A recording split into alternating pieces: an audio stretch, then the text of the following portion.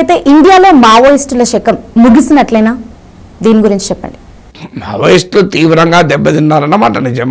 ఎందుకంటే వాళ్ళ party all India general secretary Nambala Keshava Rao ఎన్కౌంటర్లో చనిపోయాడు. ఇప్పుడు తిరుపతి లొంగిపోయాడు. పొలిట్ బ్యూరోస్లో ఉన్న మెజారిటీ ఏదో ఎన్కౌంటర్లో చనిపోవడం జరిగింది, లేదా లొంగిపోవడం వల్ల జరిగింది. కొంతమంది సెంట్రల్ కమిటీ మెంబర్లు అనారోగ్యంతో కూడా చనిపోయారు.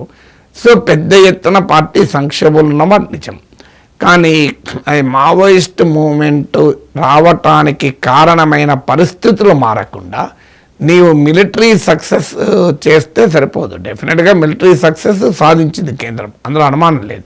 కానీ మావోయిస్టుల మూమెంట్కు ప్రాతిపదికైన జల్ జంగల్ జమీన్ సమస్యలు పరిష్కరించకపోతే ఎప్పుడైనా పరిస్థితులు మళ్ళీ అనుకూలిస్తే ఇంకో రూపంలో ఇంకో ఉద్యమం రావచ్చు. సో అందువల్ల మొదలు పరిస్థితులు సెట్ కావాలి. సో ఇప్పటికైతే ఖచ్చితంగా కేంద్ర ప్రభుత్వం మిలిటరీ సక్సెస్ సాధించింది. కానీ ఇది సెక్యూరిటీ ఛాలెంజ్ మాత్రమే కాదు, అనేక కేంద్ర ప్రభుత్వ నివేదికలే చెప్పింది ఇది సోషియో ఎకనామిక్ ఛాలెంజ్. ఈవెన్ హోంమంత్రి అమిత్ షా కూడా అనేక సార్లు చెప్పాడు, నక్సలిజం భారతదేశంలో కేవలం భద్రతాపరమైన సవాలే కాదు, ఇది సామాజిక ఆర్థిక సవాలని.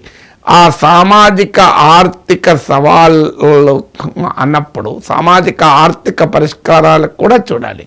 సో మీకు ఆదివాసీలకు ఒక అడవిపైన, నీరుపైన, భూమిపైన వారికి ఉండే హక్కుల సంగతి ఏంటనేది డెమోక్రటిక్గా అడ్రస్ కావాలి. ఎస్, మిలిటరీగా ఆయుధాలు బల ప్రయోగం ద్వారా విజయం సాధించిన మాట నిజం. మావోయిస్టు పార్టీ అనుసరించిన అనేక తప్పుల వల్ల, పొరపాటు పంతాల వల్ల, బలాబలాలను అంచనా వేయలేక, సైద్ధాంతిక గందరగోళం వల్ల ఆ పార్టీ దెబ్బతిన్న మాట నిజం. సో అందువల్ల మావోయిస్టుల శకం ముగిసిందా అంటే తీరని దెబ్బనైతే తగిలింది. ఆ దెబ్బ నుంచి ఆ పార్టీ కోలుకోవడం అంత సులభమైతే కాదు.